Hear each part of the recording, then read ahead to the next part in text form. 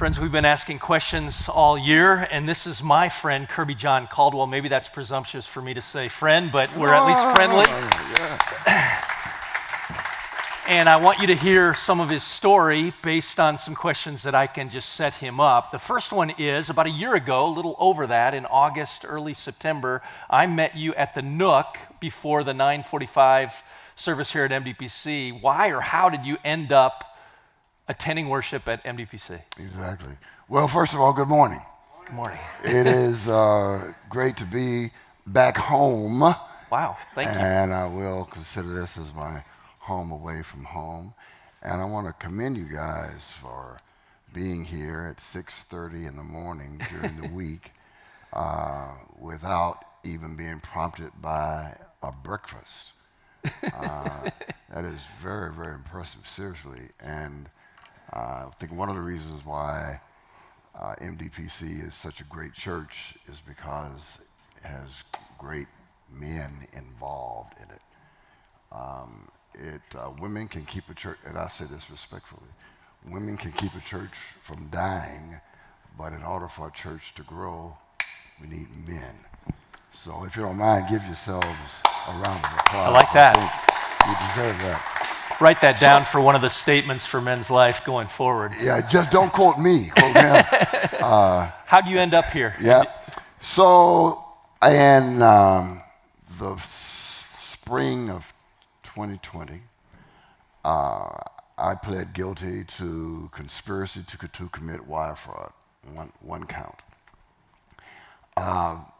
Basically, the following year, I reported to the Beaumont Federal Camp.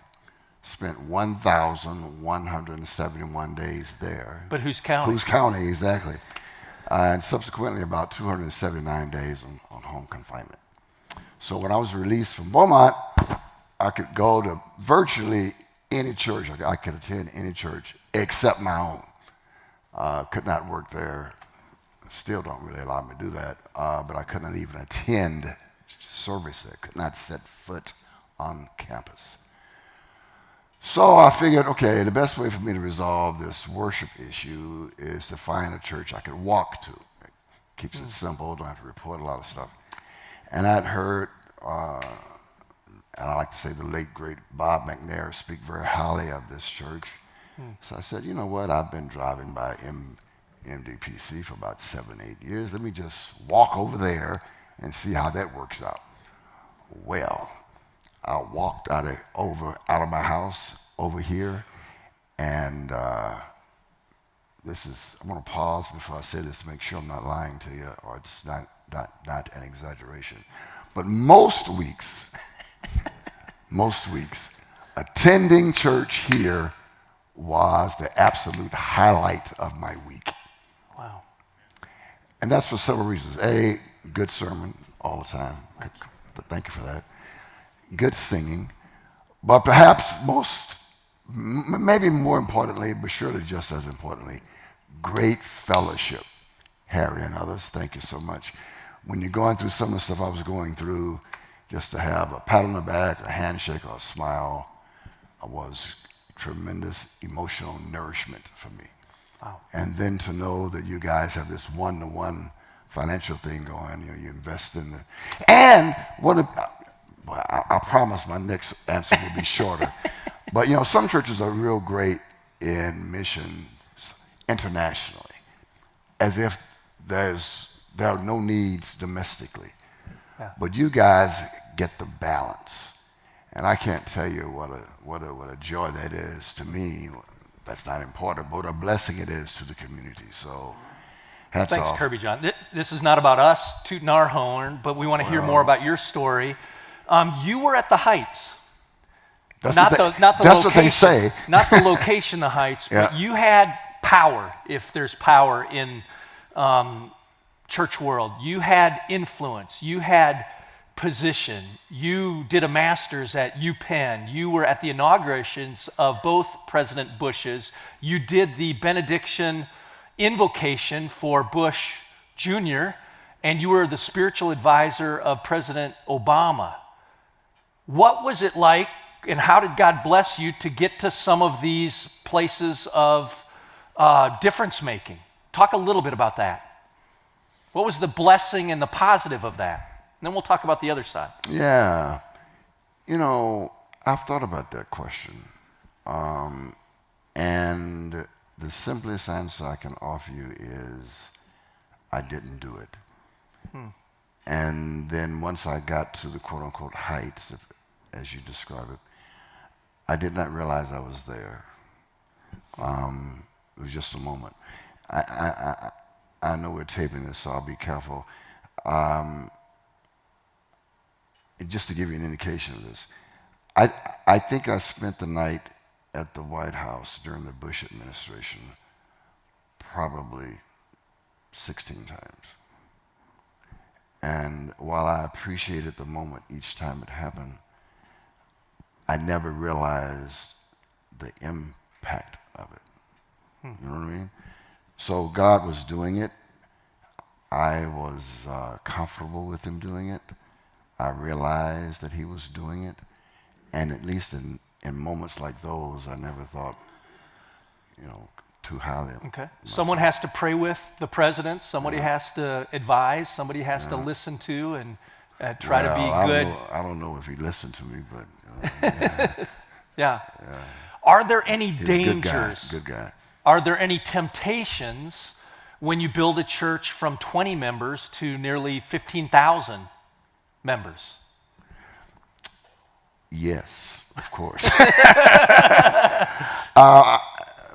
Maybe over a decade ago, and I can't remember who wrote it, so there are two moments in your life when you are prone to make stupid but decisions. One is when you're in the valley, and the other is when you're on the mountaintop. Because when you're in the valley, you're desperate. When you're on the mountaintop, you don't know as much as you think you do, and you encounter spots of absolute ignorance and don't realize it until it's happened. Let me just throw this in too. We cannot choose our parents, we can't choose our family members, but we can choose our friends. And I think it's very important for us to surround ourselves with persons who don't drink our bathwater, who will hold us accountable, and will tell us when our breath stinks and when we have gum on the shoe. When we fail to do that, we are cruising for a bruising. Wow. Sounds like men's life, what these guys have here, Yes. some accountability That's things. awesome. So at that point, when you had a lot of things going, a lot of balls in the air, things are going forward, you can see it moving even to the next level, you decide with somebody else who you didn't know that well, if I have it correctly, to sell some bonds to try to raise money to do something good. Right. Why did that go so terribly wrong? It was illegal. And interesting thing about it, while I was in prison, There's that. a minor issue. While I was in prison, I did have a chance to preach at chapel a few times, and I almost every time I told a joke, but it really wasn't funny, but it was absolutely true. Everybody in there, including myself, was guilty of moving either people, paper, or product, right? I was guilty of moving paper and was too dumb to know it. Now, I accept full responsibility for my actions, of course, and ignorance is not bliss. There's no excuse for breaking the law. But neither I nor the attorney I had at the time, I guess she didn't know. If she did know, she didn't tell me, knew that what I was doing was illegal. Yeah. So you thought it was above board. That is pretty dumb. But when I came to your church and they had a fireside chat and someone asked you, you have a MBA from Wharton. Should have known. Why didn't you know? Should have known. And that's exactly what the federal government said to me prior to the indictment. Said, well, I'll never forget this. If you did not know, you should have known. You should have known. So we're going to treat you like you knew it. And I accept full responsibility for that. As is it represented by the fact that prior to the indictment, I paid slightly over $1 million back to the people when they asked for the money. This is before the trial. Before the indictment, even. Now, it wasn't a trial. Had there been a trial, I would have lost that and would have served 20 years probably. Okay. instead of. But you paid money back. The other person that you were partners with didn't pay anything back. I paid I'm back understanding. both my portion and his. And his. Full restitution. And I'm told I'm the only person in modern day history, you may know differently, who's paid full restitution in a significant, conspiracy case like that. The only person. They got no credit for it, by the way, but that's okay. So you end up in Beaumont. Yep. And St. John of the Cross talks about a dark night of the soul. There were probably some days, some weeks, perhaps some months when it was pretty bleak. You were in a pit. Every day. Every day. Every day. So what were some of the lowest points, and what were you thinking about, or how are you trying to just get through those low points, and why were they low? What was going on that made it so bad? Well, first let me share this, and his name Brett, the gentleman's Brett Hurst is our... Brett. But thank you again for the invitation. Somebody said something earlier. I'm not sure it was during your prayer or subsequent to that. I think it was subsequent to that, here this morning. When God allows or causes something like that to happen, then there are some important questions, asking good questions. Howard, probably. The first is, why is God allowing this? You may or may not get the answer to that. But the second question is also important. And that's how am I responding to it? And why am I responding to it the way I am responding to it? And then comes the kicker, which I thought about 3 weeks ago. And this is where the hope comes in. How is God going to redeem this? Some things we do are not redeemable, but other things we do in that situation are redeemable. And by the grace of God, I choose to believe that there are some components, aspects of this situation that are absolutely redeemable. So my eyes are open and alert every day for that redemption. Love those questions. I want to hear you say, though, if it's true, Yeah, sure. A pastor who gives hope to other people from the pulpit and tells people when they're in the pit what to do, how is it the same or different when you were in the pit? May I respond with the scripture? Yes. I think it's Micah. I'm pretty sure it's Micah, maybe the 7th chapter. And I get emotional thinking about it because this is one of the scriptures that sustained me in Beaumont. This was your question that I did not answer before this one. Basically says, tell my enemies, do not rejoice over me when I fall, but will rise again. Then that next verse is more powerful than that one. It says, though I sit in darkness, the Lord himself will be my light. So wrapping my finite mind around that infinite promise served as a lifeline for me while I was in Beaumont. You said there was one time you thought you were going to get released. There were several times people were telling you over and over again, you're going to get out, or a guard walking by you and looking and coming back and saying, why are you still here? I saw on the warden's desk you were released 2 weeks ago or 3 weeks ago, and then you were there another 3 months or 6 months. Half a and year. that sent you into kind of a funk because you get your hopes up and then they're dashed. But there was a person who came into the prison cooking? My culinary instructor. That helped you, and maybe some other things. Comment on anybody who helped in that situation. First, may I be dramatic? Sure. I know sometimes. So when I thought, and by the way, a lot of folk tried to help me. Senator Corn, it's a long list of folk tried to help me. And every time I thought I was getting out, and I didn't get out, may I be dramatic? Please. I went to a new low, and then when I thought it couldn't get any lower, it did. And then when I said, oh, well, Lord, this has got to be the bottom. There's no bottom point below this pit. This is as low as I can go. And then There's still the ground. That happened almost literally over, throughout the entire 1,171 days. And the nights were long, but the months were short. And only God's grace did that. I was in Unit A in the camp, which houses about 120 guys. Think about this for a minute. 120 guys on any given night, any given day.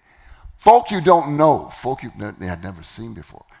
And you're just trusting God that nobody sleepwalks. You trusting God that nobody will beat you up in the middle of the night while you're asleep even. So I would argue that God's grace was more, to use one of the favorite words now, performative. I don't even know if that's a word. God's grace was manifested in a more magnificent way in Beaumont in my life than at any other juncture. Wow. Particularly when you consider the fact that COVID was rampant during that time, and because of my cancer situation, I could not get the vaccine. So there are people dying kind of around me from COVID. I couldn't even take the vaccine, but yet, God preserved me. So God showed up by having you not get sick. God showed up with you not getting beaten up. What are some of the other ways God showed up? Yeah, He showed up by, this may sound simple to you, but God showed up by not letting me get strip searched. I get it, some dignity. Some dignity somewhere. And I had a little favor, no favoritism, but I had favor with some of the employees. They were kind and gracious to me. Yeah. And the inmates were. It's amazing how much respect. I think I'll be all right. Uh-oh. That's slick. Yeah. Yeah, I'm 72 also. It's the respect that 70-year-old men get in prison is quite admirable. I would drop something on the floor, they would pick it up for me. If we were walking to the same door at the same time, they would open the door. It was incredible. Yeah. Your first Sunday back. Let me say, no, go ahead. That as well, from my perspective, was a manifestation of God's grace. Your first Sunday back that I was able to attend because I did not start back at MDPC this fall at that time. But you brought in this culinary woman she used to be a guard, but she wasn't, and she came in to cook. And why was cooking and why was food and why was she so important? That seemed like a big deal. When I was on the floor, spiritually, emotionally, mentally, and literally didn't think, I won't say I didn't think I could take it anymore, but wondered how much more I could take. In comes a culinary class option taught by this lady. And forget the food. I mean, the food was good, especially relative to what we had in the cafeteria. But what made her ministry to me so impactful is that I think the Lord literally used her to help save my life. What did she do? She was just, bottom line is she treated us as individuals, not as inmates. She treated us as people, not as prisoners.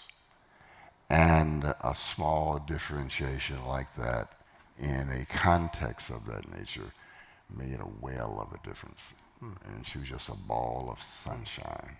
No matter what people had done, you were still created in the image of God. Still created, yes. What did you learn, if anything, from this dark night of the soul? Woo! You don't have enough time. A couple highlights. Yeah, highlights.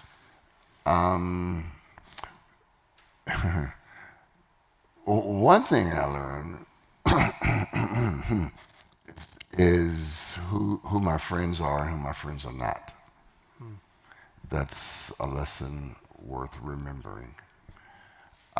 Second, as I've said 20,000 times in the last 20 minutes, I've seen God's grace through prisms. Not just prism, Prisms in but prison. prisms. There you go. It's going to be in the book. And God's grace manifested itself and ricocheted itself in almost innumerable and magnanimous ways. Kind of almost more apparent than in the good times. No question. No question. I also learned at another level that you can endure more than you think you can.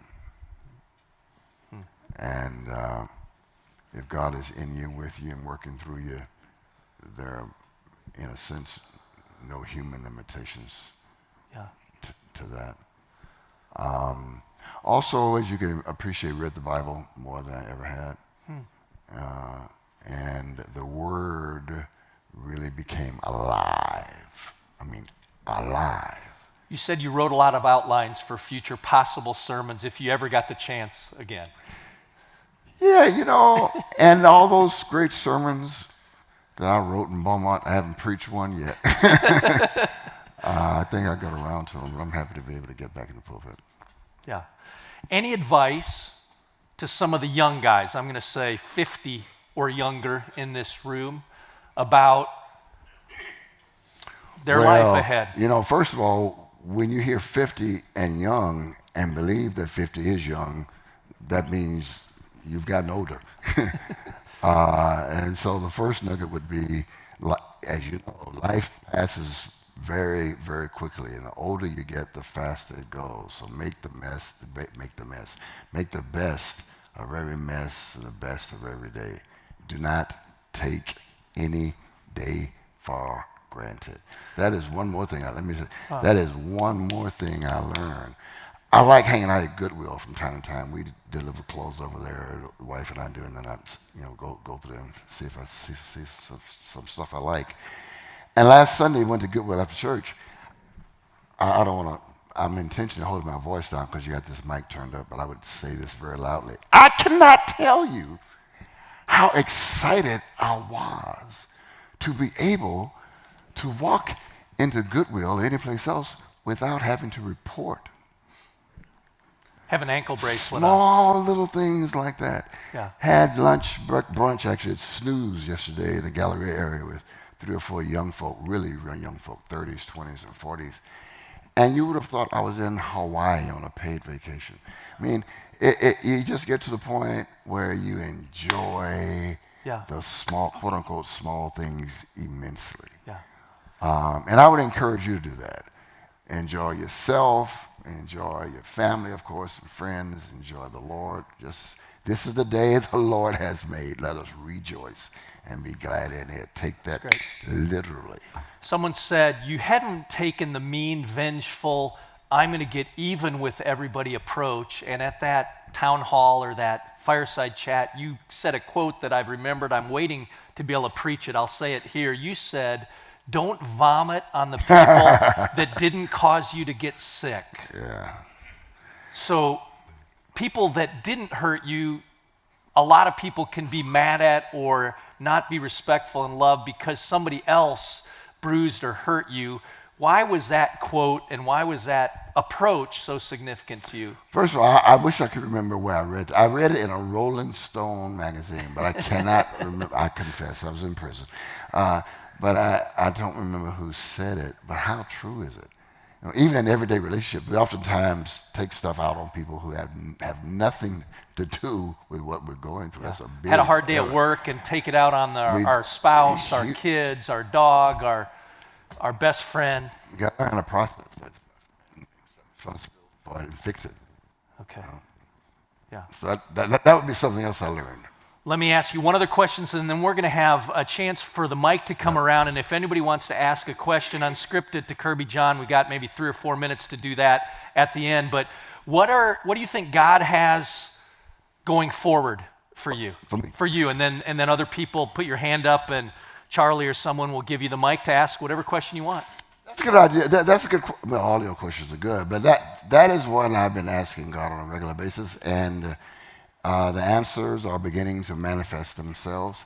But at the age of 72, and I'll be 73 next year, and I really believe this, that this is not hyperbole, it's not exaggeration, not preacher talk. I really believe, from the soles of my feet to the crown of my head, that my best days are ahead. If you're not dead, you're not done. That's right. There you go. And I'm early. There you go. There you go. That's for the people above 50. Yeah, by the way, That's the advice. speaking of 50, and Alex, what's up with this 65 is the limit for going to South Colorado stuff? Is that age discrimination? Any labor Sounds law like attorneys in here? We need some litigation here. Hands up for any questions for Kirbyjohn. Yeah, in the middle, Wilman.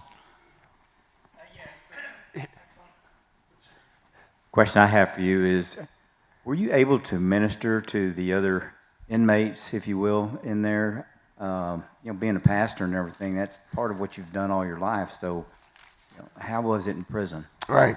So, first of all, they all knew I was coming before I got there. Any other questions? They even knew what kind of car my wife drove when she pulled me up, dropped me off. They knew the license plate number. They knew what time I checked in. I mean, I was in a sense, not a negative X, but an X on my back. So I walked in there and walked in with them knowing who I was. So as a result of that, the strategy I used was a bit non-traditional. I just didn't put Jesus in their face because they expected that. So I lived it out. I did it. And as a result, oftentimes folk would just come to me and it kind of built the ministry, my ministry to them morphed or grew organically, if that makes any sense.